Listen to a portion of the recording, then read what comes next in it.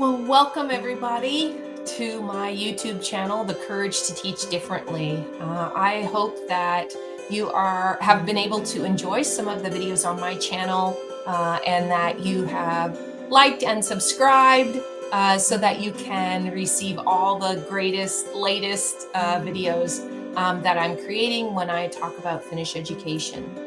So we are in the middle or nearing the end of a series on creativity and critical thinking and agency, student agency. Last week I talked about how important it is for students to have a part in their learning journey. And this week I'm going to talk to you about not only do they need to have a voice and a choice in the classroom, but they need to be able to have opportunities to lead. So this brings us to the whole idea of leadership in education and how it can be practiced and used in the classroom. So we go from creativity, which we've been talking about for a couple weeks now, to building confidence, and which moves us into agency and leadership. So what does learning look like when students take the lead? Right? This is, as teachers, we want to plan, and I get it. We want to be able to have control of the classroom and make sure they're progressing through the content material and so forth. But really, as a Finnish teacher, much of the planning is done by way of an outline, right? So we come to the classroom with a potential structured outline of what's going to happen. But then with the students, they become part of the planning process. They get to choose how they're going to learn those things. And so as teachers, we provide the content. We might provide the rubric, right? The level that they need to achieve in order for the project or the learning to be satisfactory. But the how of it, the students get to be a part of. So when we think of leadership, we often imagine adults standing in front of the room. But classrooms can be powerful spaces for student leadership. And I'm not talking about this standing up in front of the room necessarily. It can be a presentation of, where they're presenting something. But leadership can also be practiced in small groups, in large groups, in a variety of ways. So when students begin to own their ideas, question their assumptions, and chart their own paths forward, something fundamental shifts. We're talking about community. We're talking about circle integration, where everybody has some equity and some meat in the game, right? They're all there trying to reach a goal. So classrooms transform from a space of passive reception, which is the more traditional way, into a vibrant community of thinkers, creators, collaborators. They're not just listeners that follow directions. So as teachers, we used to traditionally walk into the class and the students sat there quietly and just listened like a sponge. But what we want is active learning. We want them participating in the process. They want them participating in the decisions in the classroom. And why? Why does this agency matter so much? Because, for example, Pasi Sahlberg challenges us to build learning environments where trust replaces testing as the foundation, right? So when a student feels trusted to think independently, to design their own approaches, and to contribute meaningfully, they build not only their identity of who they are, but they build confidence. They become stronger students. They become more interested in learning and controlling what's ahead of them. So agency isn't about relinquishing control, believe it or not. I'm not advocating for teachers to sit back and do less work and not have to do so much. What I'm really talking about is a mindset shift in the classroom, an environmental shift in the classroom. It's about trusting that students are capable of guiding their own intellectual and personal growth. So what does the equation for agency look like? You're talking about voice. So within circle integration, giving everybody an opportunity to speak, even the quiet ones, even the more talkative ones, understanding empathy and learning respect. All of that is part of voice, sharing perspectives, being empathetic. You add voice with choice. So now they've got a part in the planning process, they've got a part in the activities they're learning.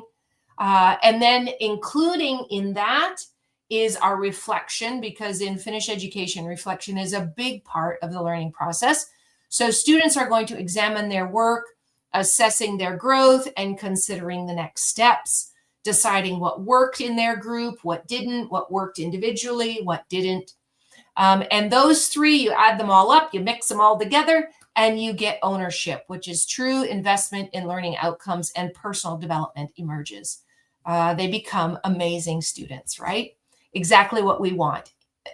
They are motivated internally. They are excited. They come to school ready to learn. They go home excited to tell mom and dad all the different things that they went through today, how they processed, how they were creative, and how they understood what was on the docket for the day. So here's how this plays out. For example, in a group project, students are asked to take on different roles, or they volunteer for different roles based on their strengths or their interests. They take genuine responsibility for the collaboration process, navigating challenges together, and reflecting afterward on what worked and what didn't. The reflection, not the grade, transforms the participation into ownership, right? The grade is something that we can put in a book, and the government is happy with that grade. But for the student individually, it's not about the grade. It's about confidence and ownership of their learning journey. Many of my users, many of my viewers are part of the CBC or CBE in Kenya, competency-based education or curriculum. And so what we're talking about here, agency, is still very much a part of CBE, because communication, collaboration, and self-efficacy are all a foundational part of student agency. So agency connects directly to the competencies in CBE. A teacher might establish the learning topic and the success criteria, the rubrics, but students design how they will explore it, choosing research methods, presentation formats, and collaborative structures. And I will just pause here for a moment, because you might be thinking to yourself, oh, this all sounds really great, Vanessa, but my kids are grade 1 or my kids are kindergarten. How can they have student agency when they are so young? But they can. You just allow them to take on ownership at their level, right? So obviously they're not going to have big, huge presentations that are digitized, and they're standing up in front of the class and doing all this stuff, and they're having these in-depth conversations. No, obviously not.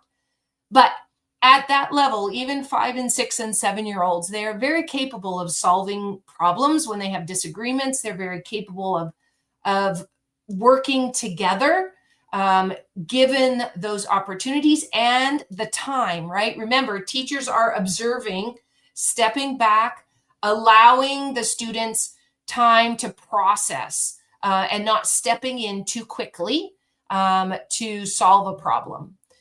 This gives them the structure of freedom, clear boundaries, but within a genuine agency. So again, what I was just talking about. So the teacher shifts from the director or the teacher or the one that's bringing all the information to the designer, the outline of how the day is going to go. So the teacher's role evolves from controlling every outcome to thoughtfully designing opportunities for student initiative. So what this would look like is, instead of if you're, for example, if you're working on the water cycle, right? Instead of having 5 small groups, and they all design a water cycle on a poster, right? You might end up with one group doing a drama. You might have one group doing an art project. You might have one group deciding they wanted to write a story about the water cycle and the adventures of a character in the water cycle. You might have another group doing a poster. You might have another group doing a news report or something, right? So instead of having this uniform little robotic outcome, you have this creative, reflective, critical thinking outcomes in your classroom. And when we intentionally step back and not plan for everything and allow the students to have the freedom to have some agency in our class, the students naturally will be creative and excited about the process. We move from being the source of all answers to creating environments where learners take initiative, experiment, make mistakes, and discover solutions. This shift doesn't mean doing less. It means designing more meaningfully, intentionally, right? Using your learning stations to hit a variety of different learning styles, a variety of angles. Maybe if you're doing a math lesson, combining math with art, maybe combining math with English, combining math with science, right? Very intentionally planning the learning activities in the classroom. Moving away from worksheets to these station learning areas. So just as an example, in science, probably a lot of you are familiar with the seed lessons, right? Where they put a seed in the water and soak it for a while until it gets soft. Then they pull it apart. They learn the inside of a seed. Then they'll put the seed in a Ziploc bag and watch the roots growing. And then they'll move on to planting seeds and changing the environments and things like that. So we can do this activity where the students are exploring these different avenues of seeds and how plants grow. And the teacher will step back and allow the students to just sort of experiment and understand the seeds in their own way, right? Maybe one is taking it apart and looking at all the parts, and the other one is taking it and tasting it a little bit. I wonder how this tastes, right? And that's all exploring. There's nothing wrong with that kind of behavior in the classroom. So the student leaders guide their classmates in setting up mini experiments with seeds. They record their observations, they share surprising discoveries, and they patiently help each other with a seed that maybe isn't sprouting or with a challenge that they're having to get the seeds to grow. And they become little scientists themselves. And that's all agency. That's all what I'm talking about. So my question to you guys, if in the community, if you want to reflect on this question and jot down some comments below in this video, I would love to have a conversation with you about what your thoughts are about what would happen this week if you let students design the next step. So giving it a try, right? Setting up your lesson this week just with the outline or the main structure of the topics, and then bringing that to the class and allowing the students to be part of this planning process and seeing where their minds take them and allowing them to be curious and creative and just observing how that changes the environment in your classroom. Agency often starts small. When one chance, one idea, one invitation to lead happens, when we give students space to design even a small part of their learning journey, so you don't need to redesign everything that you have planned. Just start small with one small thing. Either it's starting with bringing circle integration into your day, or adding one station during a topic lesson, right? Or 2 stations as you grow into these Finnish concepts and ideas. And then observing and seeing how that environment in your classroom is changing and moving towards more active, more participatory learning.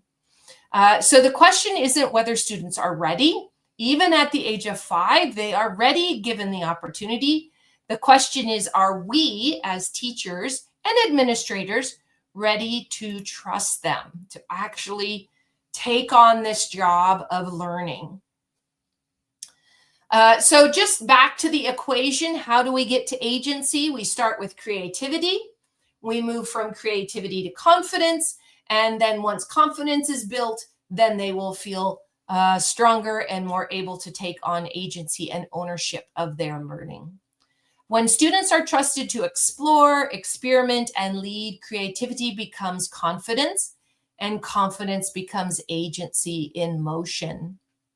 If you would like to know more about creativity or critical thinking or how to make lesson plans, check out my other videos on the YouTube channel, The Courage to Teach Differently. We are focusing a lot on leadership and the transversal competencies and CBE education. So if you're just wondering how this works, check out those videos. It'll give you a lot of practical hands-on ideas for how to implement these ideas in your classroom.